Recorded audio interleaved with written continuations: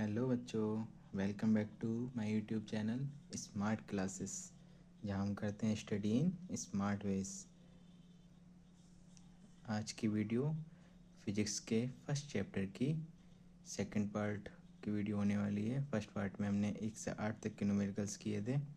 अब हम 9 से आगे के न्यूमेरिकल्स इस वीडियो में करेंगे। उम्मीद है आपको फर्स्ट वीडियो पसंद आई होगी। अपने दोस्तों के साथ इस वीडियो को ज़रूर शेयर करें। तो आइए स्टार्ट करते हैं हम अपने आज के न्यूमेरिकल्स को।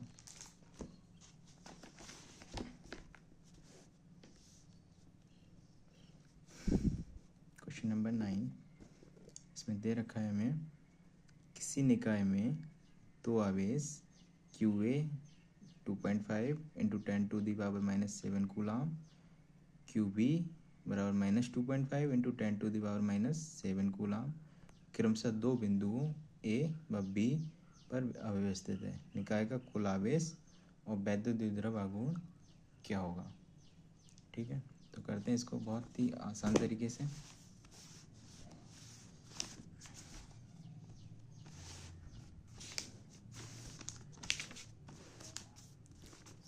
क्वेश्चन नंबर 9 हमें दिया है दो आवेश, एक क्यू ए बराबर दे रखा है हमें 2.5 इंटू 10⁻⁻7 कूलाम, क्यू बी बराबर दे रखा है हमें -2.5 इंटू 10⁻⁻7 कूलाम। ठीक है, और दो बिंदु दे रखे हैं हमें, तो हम थोड़ा सा इसका चित्र बना ले रहे हैं एक स्टेप से। इसमें एक एक्स अक्ष दिखा दे रहे हैं, एक वाई, और ये वाली हमारी होती है जेड एक्स। तो एक बिंदु यहाँ पे है, एक बिंदु यहाँ पर है, इस जेड एक्स पर ही है। ठीक है, तो पहला वाला बिंदु हमें दे रखा है 0,0 -15। ये जेड वाली दूरी है 0,0 + 15। तो अगर हम यहाँ से देखें तो 15 इधर है, 15 इधर, तो एक बिंदु से दूसरे बिंदु तक की दूरी टोटल कितनी हो जाएगी, 15 इतनी, 15 इतनी, तो हो जाएगी हमारी यहाँ से यहाँ तक की दूरी टोटल 30 सेंटीमीटर। ठीक है, पहला वाला ए वाला पॉइंट है हमारा, दूसरा बी वाला पॉइंट मैं यहाँ लिख दे रहा हूँ। ये टोटल दूरी होगी हमारी 30 सेंटीमीटर। ठीक है, ये आगे काम आएगी हमारे।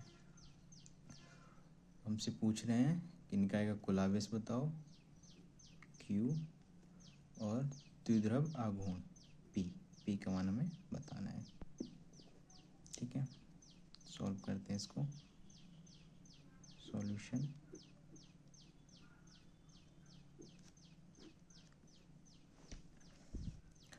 तो कुल एक बिंदु पर इतना आवेश है, दूसरे पर इतना आवेश है। अगर हम दोनों आवेशों को जोड़ दें तो हमें पता चल जाएगा कि पूरे निकाय का कुल आवेश कितना है। तो हम यहाँ ऐसे लिख सकते हैं Q बराबर Q A plus Q V. Q A कितना है 2.5 इंटू 10⁻⁻7 प्लस क्यू बी हमारा है -2.5 इंटू 10⁻⁻7। हम इसको एक बड़ी ब्रैकेट में बंद कर ले रहे हैं, कूलाम। ठीक है, देखो जितना ये है उतना ये है, ये प्लस का है, ये माइनस का है, तो इसमें से ये घट जाएगा तो कितना बचेगा हमारा 0 कूलाम। ये हमारा कुल आवेश हो जाएगा निकाय का। ठीक है, फिर हमसे पूछा गया है कि वैद्युत द्विध्रुव आघूर्ण बताओ कितना होगा। तो P बराबर क्या होता था हमारा कि दो आवेश दे रखे होते थे, इनमें से किसी एक आवेश को ले लेते थे, दूसरा इन दोनों आवेशों के बीच की दूरी 2L जो होती थी। तो इस बार हमें आवेश कितना दे रखा है, एक आवेश, कोई भी एक आवेश ले लेंगे 2.5 इंटू 10⁻⁻7। 2L दूरी दोनों आवेशों के बीच की होती थी, वो कितनी दे रखी है हमें 30 सेंटीमीटर, या हम इसको मीटर में बदलेंगे तो ये हो जाएगा 0.3 मीटर 100 से भाग करने पे। ठीक है, 2.5 और 0.3 की गुणा करेंगे तो कितना आएगा 25×3 = 75।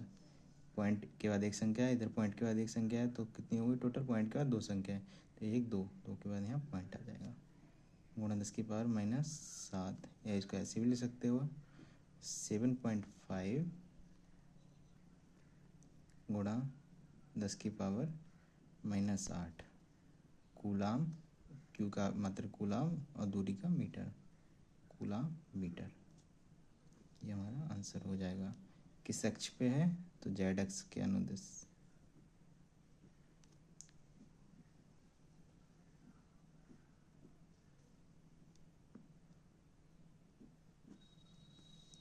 ठीक है, ये हमारा हो गया सवाल नंबर 9।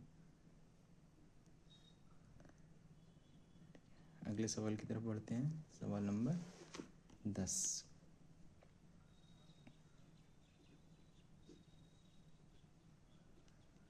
इसमें हमसे बोला गया है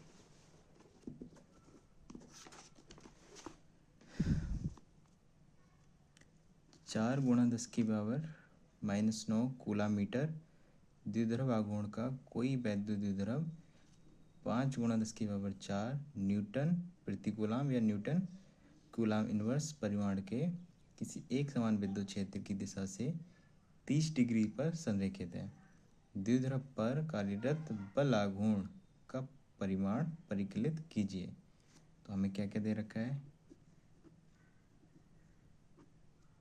हमें दिया है 4 × 10⁻⁻9 कूलाम मीटर द्विध्रुव आघूर्ण P, द्विध्रुव आघूर्ण दे रखा है हमें 4 × 10⁻⁻9 कूलाम मीटर।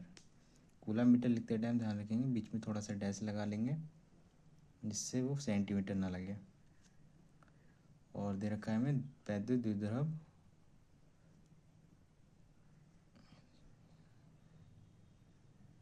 इतने परिमाण के एक समान वैद्युत क्षेत्र में रखा हुआ है। ई का मान दे रखा है हमें, वैद्युत क्षेत्र का मान 5 × 10⁻4 न्यूटन प्रति कूलाम। और कोण दे रखा है हमें, कितने कोण पे रखा हुआ है? 30 डिग्री के कोण पे रखा हुआ है। ठीक है, हमसे पूछ रहे हैं द्विध्रुव पर कार्यरत बल आघूर्ण। बल आघूर्ण को लिखते हैं हम टॉ से, इसको टॉ बोलते हैं। इसका मान हमसे पूछ रहे हैं, बताओ कितना होगा। सॉल्यूशन टॉ बराबर होता है हमारा PE sin थीटा। P का मान कितना दे रखा है? 4 × 10⁻⁻9। E का मान दे रखा है हमें 5 × 10⁻4 और साइन थीटा कितना है हमारा? साइन 30। ठीक है,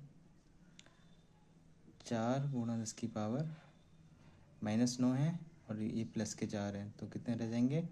-9 में से प्लस के 4 जाएंगे तो बचेंगे -5 × 5 × 37 का मान 1/2।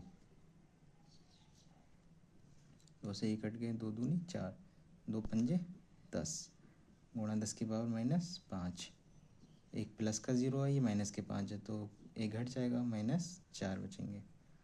टॉ बराबर 10⁻⁻4 मात्रक हो जाएगा इसका न्यूटन मीटर।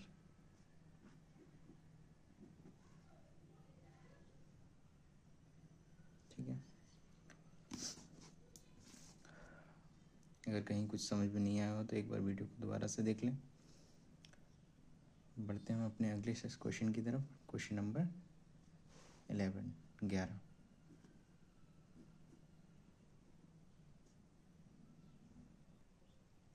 सवाल नंबर 11 में देखें क्या दे रखा है हमें। ऊन से रगड़े जाने पर कोई पॉलीथीन का टुकड़ा 3 × 10⁻⁻7 कूलाम के ऋणावेश से आवेशित पाया गया। जब किसी पॉलीथीन के टुकड़े को हमने ऊन से रगड़ा तो उस पर इतना ऋणावेश मिला हमें। तो पूछ रहे हैं स्थानांतरित इलेक्ट्रॉनों की संख्या बताओ। और दूसरा क्वेश्चन है इसी में कि क्या ऊन से पॉलीथीन में संहति का स्थानांतरण भी होता है। ठीक है, तो इसको अच्छे से सॉल्व करते हैं। इसको बहुत आसानी से हमें क्या दिया रखा है इसमें, 3 × 10⁻⁻7 कूलाम का ऋणावेश, यानी कि Q बराबर हमें दे रखा है -3 × 10⁻⁻7 कूलाम। ठीक है, हमसे पूछ रहे हैं इलेक्ट्रॉन, पहले नंबर में पूछ रहे हैं इलेक्ट्रॉनों का कितनी संख्या स्थानांतरित हुई, n इलेक्ट्रॉनों की संख्या। ई का मान हमें पता है 1.6 गुणा 10⁻⁻19 कूलम होता है। ठीक है, चलो हम इसको सॉल्व करते हैं। सॉल्यूशन Q बराबर फॉर्मूला होता है हमारा NE। तो हमें Q दे रखा है, E का मान बताया, N पूछ रहे हैं, तो N बराबर हमारा क्या हो जाएगा Q/E। Q कितना है 3 गुणा 10⁻⁻7। यहाँ माइनस का चिन्ह नहीं लेंगे, अगर हम माइनस यहाँ पे लेंगे तो फिर यहाँ पे भी हमें माइनस लेना पड़ेगा इलेक्ट्रॉन का आवेश। ठीक है, तो 1.6 गुणा 10⁻⁻19 ये पॉइंट से हटाया तो हम ऊपर हमारा एक बढ़ गया 0। ठीक है, तो हम 16 से काटेंगे 30 को, 16 एकम 16। ठीक है, कितने बचेंगे हमारे 16 एकम 16 और 30 बचेंगे हमारे 14। तो पॉइंट लगाया, 0 बढ़ाया, हो गया 140, 16 अट्ठे 128, कितने बचे 12। 0 पॉइंट लगा हुआ है हमारा, 0 बढ़ गया, कितने हो गए 120, 16 सत्ते 112। तो 1.87 गुणा 10⁻⁻19 ऊपर जाएंगे तो प्लस के हो जाएंगे, प्लस के 19 में से माइनस के साथ जाएंगे तो कितने बचेंगे प्लस के 12, 10⁻12। इतने इलेक्ट्रॉन स्थानांतरित हो गए हमारे। ठीक है, इसी में क्वेश्चन नंबर 2 पूछा गया है हमारा। वो क्या कह रहा है कि क्या ऊन से पॉलीथीन में संहति का स्थानांतरण भी होता है, मतलब द्रव्यमान का स्थानांतरण भी होता है।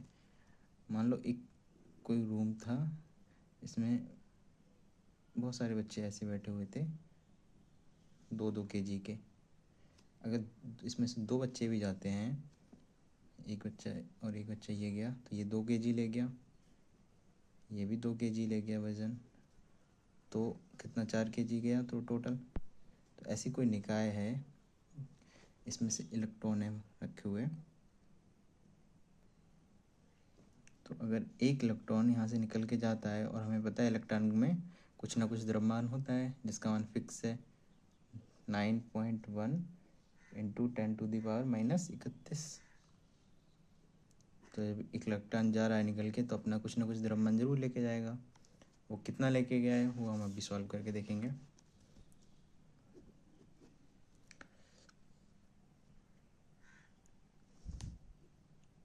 स्थानांतरित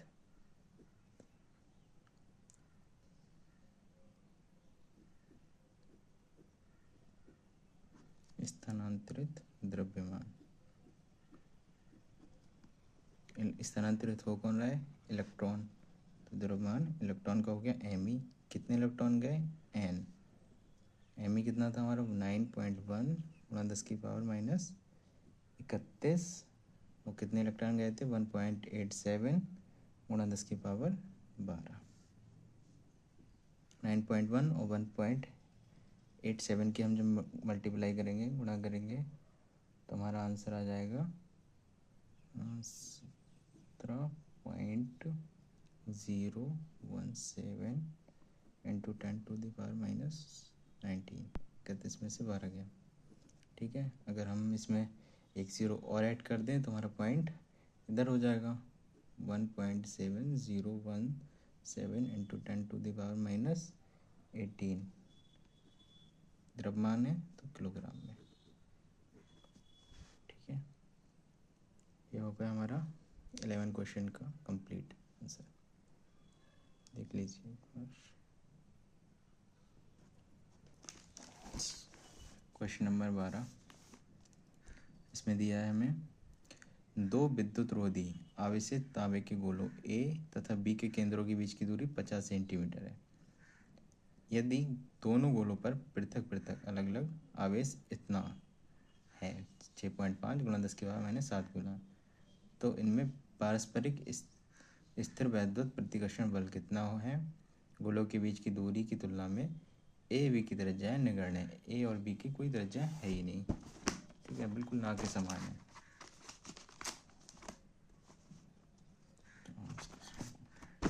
ठीक है, तो हमसे पूछा गया है दोनों के बीच में प्रतिकर्षण बल बताना है। और इसी का दूसरा क्वेश्चन इसमें पूछा गया है कि अगर हमने दोनों गोलों पर आवेश की मात्रा को दोगुना कर दिया और दूरी दोनों की आधी कर दी, तब कितना बल रह जाएगा, तब बताना है। तो हम पहला वाला कर लेंगे तो दूसरा और आसानी से हो जाएगा। क्वेश्चन नंबर 12 का ए दिया क्या है हमें वो लिखेंगे हम। दो गोले हैं, इसको थोड़ा सा चित्र बना के अच्छे से सॉल्व करेंगे। एक गोला ये है, एक गोला ये है।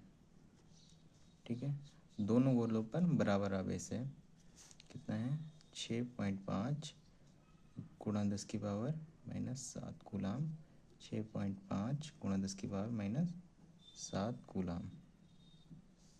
ठीक है, दूरी दे रखी है हमें 50 सेंटीमीटर। ठीक है, इस गोले को ए बोल देते हैं, हम इसको बी बोल दे रहे हैं। 50 सेंटीमीटर या 0.5 मीटर, 100 से भाग करेंगे तो ये हो जाएगा 0.5 मीटर।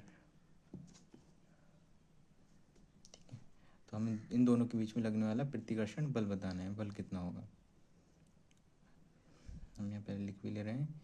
क्यू ए पर आवेश कितना दे रखा है हमें, 6.5 गुणा 10 की पावर -7 कूलाम। क्यू बी पे दे रखा है इतना ही, 6.5 गुणा 10 की पावर -7 कूलाम। आर दूरी हमारी दे रखी है 50 सेंटीमीटर, या हम इसको लिख सकते हैं 0.5 मीटर। ठीक है, एफ हमें इन दोनों के बीच में लगने वाला बल बताना है। सॉल्यूशन करते हैं इसका। एफ बराबर 1/4πε0।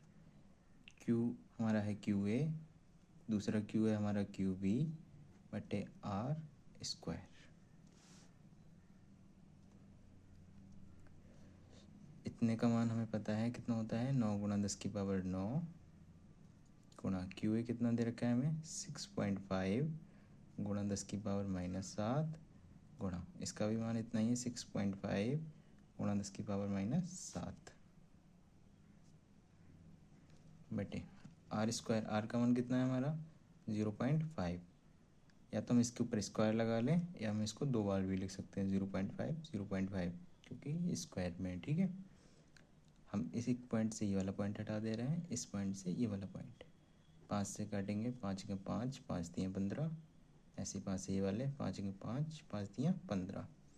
कितने आए गुणा में हमें, 9 गुणा 13 गुणा 13। तो हम ऐसे भी लिख सकते हैं 9 गुणा 13, 13 का स्क्वायर कितना होता है 169, 169 गुणा ये कितना होगा 10 की पावर -7, 10 की पावर -7, 10 की पावर -14। ये प्लस के 9 कम हो जाएंगे, 10 की पावर -14 में से 10 की पावर प्लस के 9 तो कितने बचेंगे, 10 की पावर -5।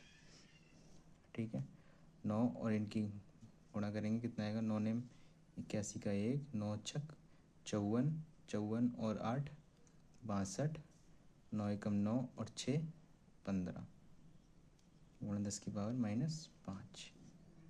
ठीक है, या हम थोड़ा सा इसको ऐसे भी ले सकते हैं, अगर 1 2 3 यहाँ पॉइंट लगा दें हम 1.521, 3 हमने ले लिए संख्याएं तो इसमें से 3 जीरो कम हो जाएंगे, 10 की पावर -2 रह जाएगा न्यूटन। ये हो गया हमारा 12 का एक आंसर। ठीक है, इसका क्वेश्चन नंबर बी करते हैं 12 का। इसमें क्या बोला गया है कि क्वेश्चन नंबर बी में ये जो आवेश दे रखा है दोनों गोलों पर, इसको हम डबल कर दें। इसका दोबारा चित्र बनाते हैं।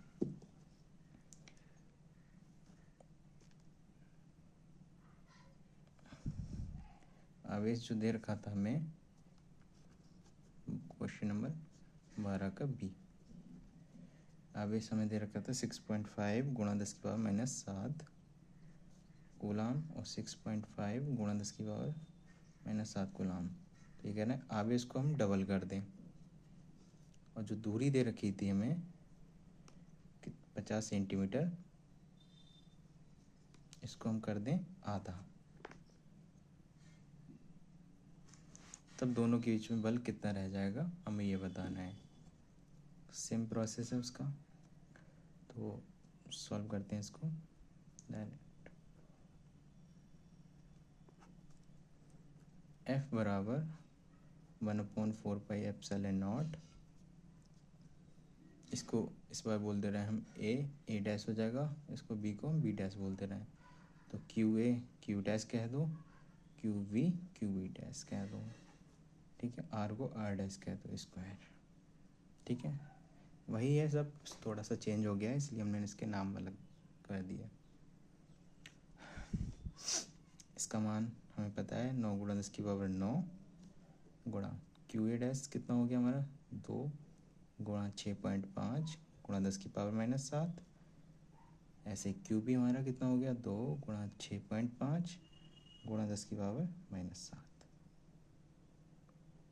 बटे आर कितना हो गया हमारा, पहले था 0.5 मीटर में निकाला था हमने, तो उसको हम ऐसे भी ले सकते हैं 0.5 यानी कि 50 का आधा कितना हो गया 25, यहाँ से भी देख लो 25 को अगर 100 से भाग करोगे तो कितना हो जाएगा 0.25 मीटर में हो जाएगा। ये 2 बार लिखेंगे क्योंकि स्क्वायर में है, ठीक है। देखो एक बार पॉइंट हटाया हमने, पॉइंट के बाद 2 संख्या थी, तो एक पॉइंट इसका भी हट जाएगा, इससे ये भी हट जाएगा, पॉइंट के बाद 2 संख्या और ये हट गया। ये वाला पॉइंट हटाएंगे तो ऊपर 2 0 बढ़ जाएंगे क्योंकि पॉइंट के बाद 2 संख्याएँ हैं, ठीक है। अब इसको थोड़ा सा सॉल्व करते हैं। 25 से काटो, 25 चौक 100, ये ऐसे कट जाएगा, 5 पंजे 25 और 13 पंजे 65, इस 5 एकम 5 और 13 पंजे 65, 9 13 13, इसकी गुणा हम पहले कर चुके हैं पिछले सवाल में, कितनी आई थी 1521 गुणा बचा कितना हमारा 2 2 4, 2 दूनी 4 चौक 16, 10⁻⁻7 10⁻⁻7 कितने होगा -14 और 9 जाएंगे प्लस के तो बचेंगे 10⁻5, ठीक है। 16 और इसके हम जब मल्टीप्लाई करेंगे तो देखते हैं क्या आता है, 16 एकम 16, 16 के 6, 16 दूनी 32 और 1 33, 16 पंजे 80 और 3 83, 16 एकम 16 और 8 24 गुणा 10⁻⁻5। हम 10⁻⁻5 से भाग करेंगे तो 1 2 3 4 5, यहाँ के बाद 0 आ जाएगा, 0.24336, एफ बराबर इतना न्यूटन। ये हो जाएगा हमारा आंसर 12 के वी का, ठीक है। पढ़ते हैं अपने सवाल नंबर 13 की तरफ। सवाल नंबर 13 में बोला गया हमसे, मान लीजिए अभ्यास 1.12 गोले में 1.12, ये वाले सवाल में ही बोल रहे हैं, इस वाले सवाल को हमें चेंज करना है। ए तथा बी साइज में सर्वसमय बराबर है तथा इसी साइज का कोई तीसरा अनावेशित गोला, इस पर आवेश नहीं है, अनावेशित गोला पहले गोले के संपर्क में, तत्पश्चात उसके बाद दूसरे गोले के संपर्क में आकर अंत में दोनों गोले से हटा लिया जाता है। अब ए तथा बी के बीच नया बल कितना होगा वो बताना है, ठीक है। तो पहले वाले सवाल की तरह होगा, इससे पहले जो हमने किया था 12 वाला, इसमें आवेश हमारा कितना था 6.5 × 10⁻⁻7 गोला, इसको याद रखेंगे, ठीक है।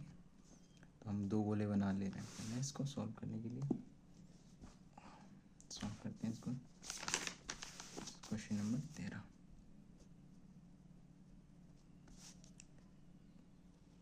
एक गोला ये है, एक गोला हमारा ये है, ये गोला है मान लो हमारा ए वाला, ये गोला है हमारा बी वाला। अब कह रहे हैं एक और गोला है सी, जिसको हम पहले ए वाले के संपर्क में रखते हैं, बराबर हैं गोले साइज में, ठीक है, बनने में थोड़े ऊपर नीचे हो जाते हैं, तो पर ये अनावेशित है, ये आवेशित है। जब दोनों साथ में रखेंगे तो दोनों पे आवेश बराबर हो जाएगा। मान लो पहले इस पर आवेश था Q, ठीक है, और इस पर आवेश कितना है हमारा 0, क्योंकि ये अनावेशित है। तो इन दोनों का टोटल आवेश निकालेंगे हम। औसत निकालने के लिए क्या करते थे, दोनों संख्याओं को जोड़ देते थे और जितनी संख्या होती थी उससे भाग कर देते थे। तो अब इस वाले पे आवेश बराबर कितना हो जाएगा, ये Q/2। तो अब ये इससे हटा लिया गया पहले वाले गोले से। फिर कह रहे हैं कि ये बी वाले गोले के साथ में आ जाता है। सी वाला गोला है, बी वाले गोले के साथ में आ गया। तो अब इस पर आवेश इस समय कितना है, Q/2।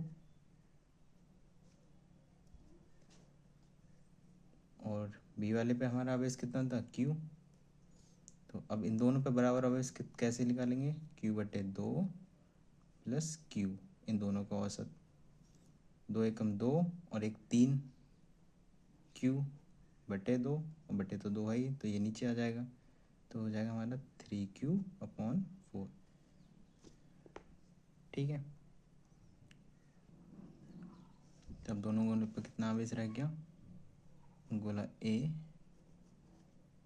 और गोला बी। ये दोनों से सी वाला अब हटा लिया गया। पहले एक वाले के पास में रखा गया था, फिर बाद में बी वाले के पास में, बाद में इन दोनों से हटा लिया गया। अब बचा ए वाला और बी वाला। तो ए वाले पर हमारा आवेश कितना बचा है, Q/2, और इस पर कितना बचा है, 3Q/4। ठीक है।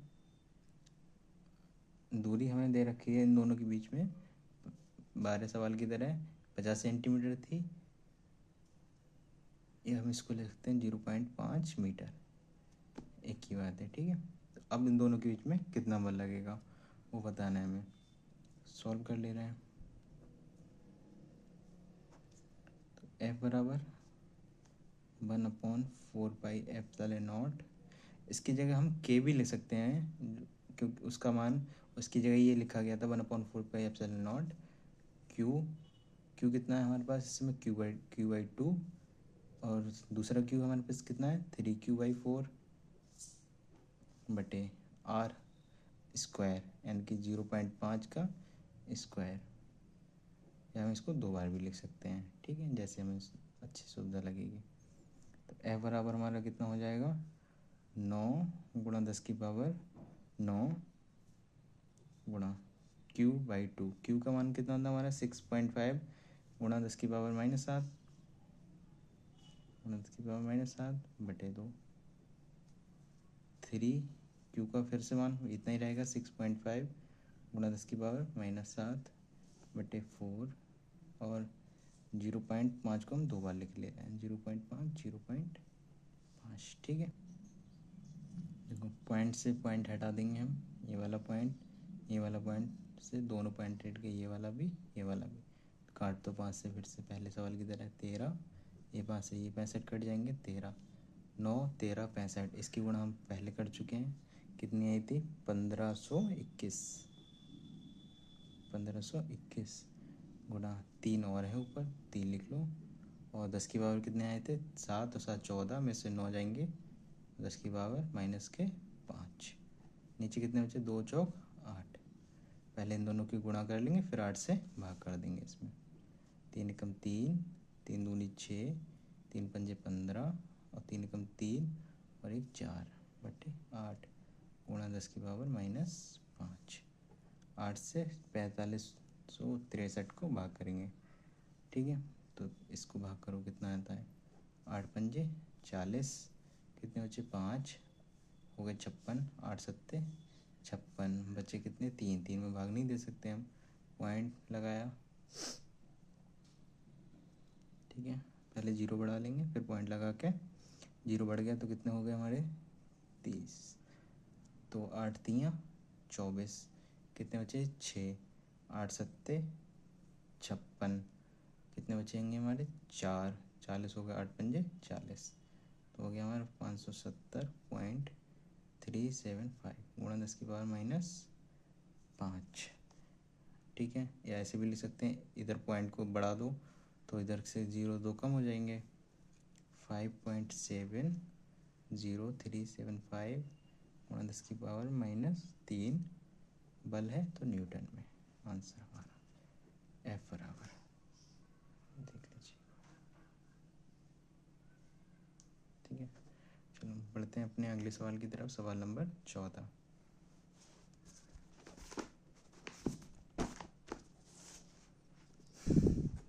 वाले में हमसे बोला गया है, चित्र दे रखा है हमें कि चित्र इस चित्र में हमें बताना है एक समान स्थिर वैद्युत क्षेत्र में 3 आवेशित कणों के पथ चिन्ह दर्शाए गए हैं।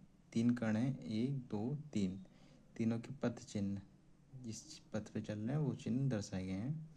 इसमें क्या है, इनमें से किस कण का आवेश संहति अनुपात, पहले हमें बताना है तीनों आवेशों के चिन्ह बताने हैं कि तीनों आवेशों के पर कैसे कैसे चिन्ह होंगे, माइनस का होगा या प्लस का होगा। फिर हमसे कह रहे हैं कि किस कण का Q/M अनुपात अधिक होगा। ठीक है, चलो इसको थ्योरी का है, बहुत आसानी से करते हैं इसको। क्वेश्चन नंबर 14 को यहीं से याद करते चलेंगे बिल्कुल अच्छे से। 2 प्लेट हमें दे रखी हैं,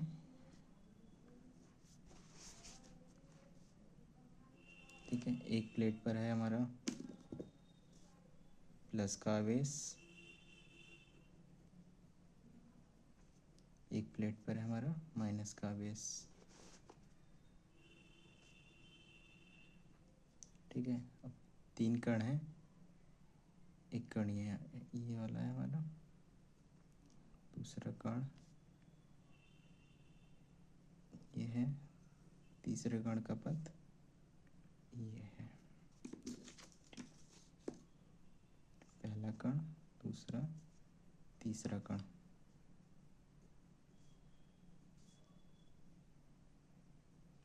ठीक है।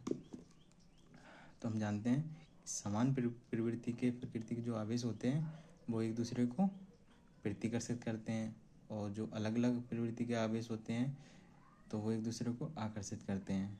तो यहाँ से हमें एक चीज़ साफ दिख रही है कि पहला वाला कण और दूसरा वाला कण प्लेट नंबर जिस पर धनावेश है उसकी तरफ जा रहे हैं, तीसरा वाला कण माइनस वाली प्लेट है उसकी तरफ जा रहा है। तो पहले वाले दोनों कणों पर माइनस का आवेश होगा तभी वो प्लस की तरफ आकर्षित हो रहे हैं, दूसरे वाले पर तीसरे वाले पर होगा प्लस का आवेश, इसलिए वो माइनस वाले की तरफ आकर्षित हो रहा है।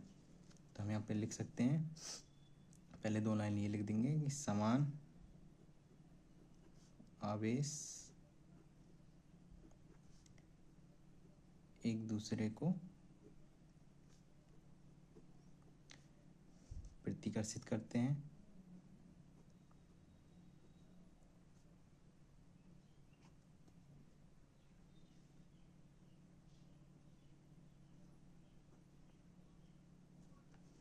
जबकि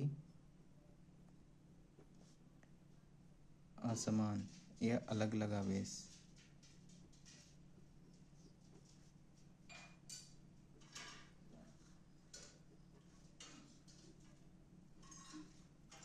एक दूसरे को आकर्षित करते हैं। यहाँ प्रवृत्ति की बात हो रही है दोनों की, माइनस प्लस, ठीक है, आकर्षित करते हैं। अतः कण 1 व 2 पर ऋणावेश होगा, दोनों पे ऋण का आवेश होगा, तभी तो ये प्लस वाली प्लेट की तरफ जा रहे हैं। 1 व 2 पर ऋणावेश होगा क्योंकि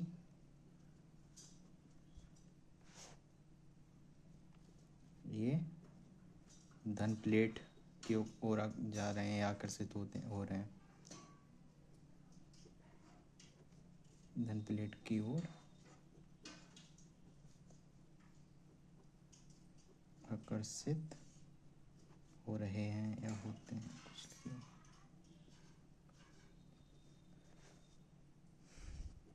तथा कण 3 पर कैसा होगा, धनावेश होगा,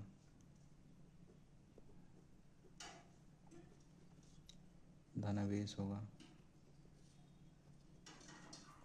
क्योंकि ये ऋण प्लेट की तरफ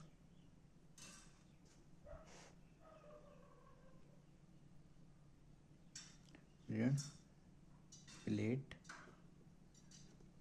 की ओर आकर्षित हो रहा है,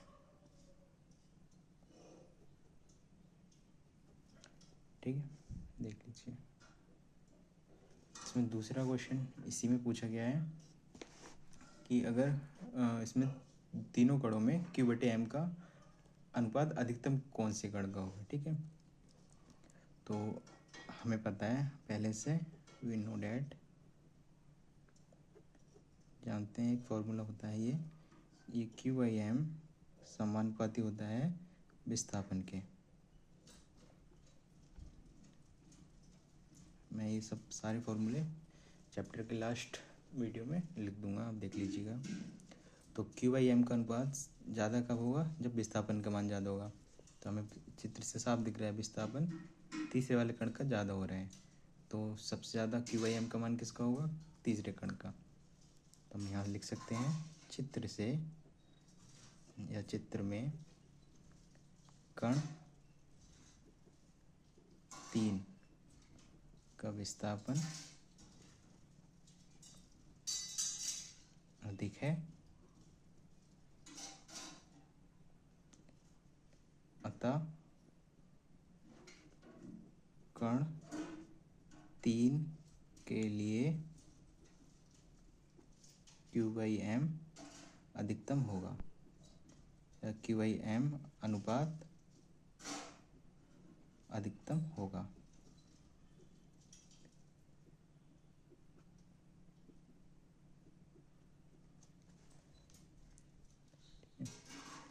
हो गया हमारे क्वेश्चन नंबर 14। बढ़ते हैं अपने क्वेश्चन नंबर अगले क्वेश्चन की तरफ 15, ठीक है।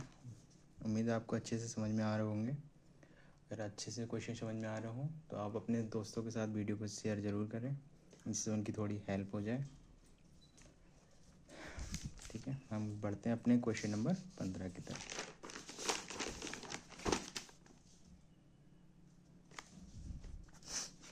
क्वेश्चन नंबर 15, इसमें दिया गया है हमें एक समान विद्युत क्षेत्र E बराबर 3 × 10⁻³ I, इस सदिश को दर्शा रहे हैं। एक अंक सदिश को न्यूटन प्रति कूलम पर विचार कीजिए। इसमें 2 क्वेश्चन पूछे गए हमसे। इस क्षेत्र का 10 सेंटीमीटर भुजा के वर्ग के उस पास से जिसका तल YZ तल के समांतर है, गुजरने वाला फ्लक्स क्या होगा। दूसरा क्वेश्चन इसी में है, इस वर्ग से गुजरने वाला फ्लक्स कितना होगा यदि इसके तल का विलंब x अक्ष से 60 डिग्री का कोण बनाता है। कोई नहीं, दोनों सवाल एक से ही है लगभग, बस कोण का थोड़ा सा अंतर कर दिया है। पहले वाला समांतर है तो इसमें कोण हमारा दे रखा है θ=0, इसमें थीटा दे रखा है हमें 60 डिग्री, ठीक है। ई का मान दे रखा है, हमसे पूछ रहे हैं फ्लक्स बताना है।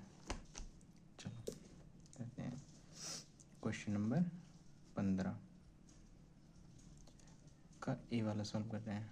हमें इसमें क्या क्या दे रखा है, पहले वो लिख ले रहे हैं हम। इसमें ई का एक अंक सदिश में जितना मान दे रखा है, परिमाण में इसका उतना ही होगा, ठीक है। परिमाण निकालोगे तब भी इतना ही आएगा, 3 × 10⁻³ न्यूटन प्रति कूलम। और थीटा इसके लिए है 0 डिग्री। और हमसे बोला है वर्ग की एक भुजा दे रखी है हमें, वर्ग की भुजा,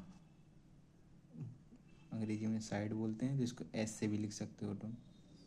तो भुजा कितनी दे रखी है हमें, 10 सेंटीमीटर, या हम इसको ले सकते हैं 0.1 मीटर, ठीक है। और हमसे पूछ रहे हैं फ्लक्स फाई बताओ, फाई का मान कितना होगा, ठीक है। तो पहले वाले को सॉल्व करते हैं। फाई बराबर होता है E/A cos थीटा। अब E का मान हमें पता है, cos थीटा का भी मान पता है, थीटा का पता है, तो A का मान निकालना है हमें, जो प्रश्न दे रखा था, जो वर्ग। तो हमें भुजा पता है, तो हम निकाल सकते हैं वर्ग का क्षेत्रफल बराबर होता है भुजा स्क्वायर, भुजा स्क्वायर, या 0.1 का स्क्वायर। 0.1 का स्क्वायर करोगे तो कितना आ जाएगा, ऐसे लिख दे रहा हूँ इसको मैं, 0.1 × 0.1। 2 पॉइंट है गुणा करने के लिए, तो 2 के बाद पॉइंट आ जाएगा 1, और दूसरी संख्या है नहीं तो 0 लिख देंगे, 0.01 मीटर स्क्वायर, ठीक है।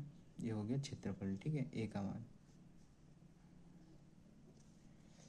तो हम फाई निकालेंगे अपना, फाई बराबर ई 3 गुणा 10 की पावर 3, ठीक है, और ए 0.01 गुणा cos theta cos zero, cos zero का मान होता है 1। तो कर दो इसको 3 गुणा 10 की पावर 3 गुणा 0.01 गुणा कॉस ज़ीरो का मान 1। पॉइंट हटाएंगे, नीचे कितने 2 ज़ीरो बढ़ जाएंगे, 1 2। 100 से अगर यहाँ एक के आगे 3 जीरो हैं, काटेंगे तो कितना बचेगा, सिर्फ 1 ज़ीरो, और 1 ज़ीरो की 3 से गुणा करेंगे तो कितने हो जाएंगे 30, ठीक है। तो हमारा फाई बराबर कितना आ जाएगा, देखो पहला वाला सवाल तो हमारा हो गया। इसमें पूछ रहे थे फ्लक्स क्या होगा, ठीक है, तो फ्लक्स आ गया हमारा फाई बराबर 30, मात्रक होता है इसका न्यूटन मीटर स्क्वायर प्रति कूलम, ठीक है। अब इसी में दूसरा क्वेश्चन हमसे पूछ रहे हैं कि अगर थीटा हमारा कितना हो जाए 60 डिग्री, तब बताओ हमें कोण कितना होगा, सॉरी फ्लक्स कितना आएगा। तो क्वेश्चन नंबर इसी का बी है, अगर थीटा बराबर हो जाए हमारा 60 डिग्री, बाकी वैल्यू सेम रहेंगी, ठीक है।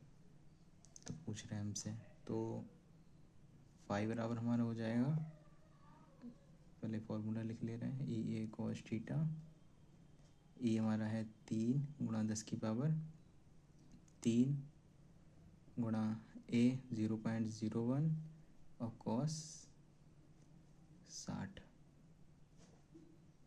तो इस सबको हल करके हमारा कितना आया था 30, और कॉस 60 का मान होता है 1/2, तो उसे काटो कितने हो जाएंगे 15। तो ये हो जाएगा हमारा 15 न्यूटन मीटर स्क्वायर प्रति कूलम, फाई बराबर। ये हो गया हमारा 15 के दोनों क्वेश्चन, ठीक है। बढ़ते हैं अपने अगले सवाल की तरफ, सवाल नंबर 16। कॉपी है, चेंज कर दें भर के।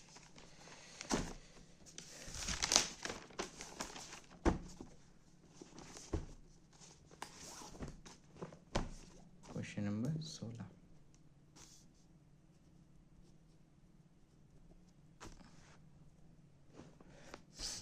क्वेश्चन नंबर 16 में हमें बोला गया है कि अभ्यास 1.15 के एक समान विद्युत क्षेत्र का, वैद्युत क्षेत्र तो हमारा जो 1.15 में है वही रहेगा इसके लिए, 20 सेंटीमीटर भुजा के किसी घन से जो इस प्रकार अभिविन्यासित है कि उसके फलक निर्देशांक तलों के समांतर हैं, ठीक है।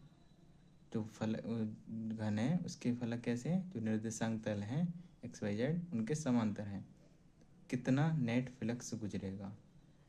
तो इसको सॉल्व किए बिना हम ऐसे लिख सकते हैं कि जितनी वैद्युत बल रेखाएं इसके अंदर प्रवेश करेंगी घन के अंदर, उतनी इसके बाहर निकल जाएंगी। तो जितनी जब प्रवेश कर रही हैं, जितना फ्लक्स जा रहा है उतना ही फ्लक्स बाहर निकल रहा है, तो नेट फ्लक्स कितना हो जाएगा हमारा 0, ठीक है। तो हम यहाँ लिख भी सकते हैं कि जितनी वैद्युत बल रेखाएं घन के भीतर प्रवेश कर रही हैं उतनी ही बाहर निकलेंगी, तो अतः फ्लक्स कितना हो जाएगा हमारा इसका 0। मैं इसको यहाँ लिख भी दे रहा हूँ, घन के भीतर प्रवेश करने वाली रेखाओं की संख्या घन से बाहर निकलने वाली रेखाओं की संख्या के बराबर होगी, यह है लिख लेते हैं इसको, ठीक है। अतः कुल फ्लक्स शून्य होगा। ठीक है, ये हो गया हमारे क्वेश्चन नंबर 16 तक सारे सवाल सॉल्व। आगे के क्वेश्चन हम नेक्स्ट वीडियो में करेंगे, वीडियो बहुत लंबी हो जाती है। कुछ दिन वॉइस और वीडियो क्वालिटी आप मैनेज करें, क्योंकि अभी स्टार्टिंग है, तो बिना किसी एक्स्ट्रा चीज़ों के हम वीडियो बना रहे हैं। आगे ज़्यादा से ज़्यादा बस वीडियो को शेयर करें, जिससे जो बच्चे सही से पढ़ नहीं पा रहे हैं उनकी हेल्प हो जाए। मिलते हैं अगली वीडियो में, तब तक आप अच्छे से पढ़ते रहिए, रिवीजन करते रहिए, और पहले आप वीडियो को अच्छे से समझ लिए कीजिए, उसके बाद ही दोबारा अपनी कॉपी लेकर सॉल्व करें सवालों को। ठीक है, मिलते हैं अगली वीडियो में।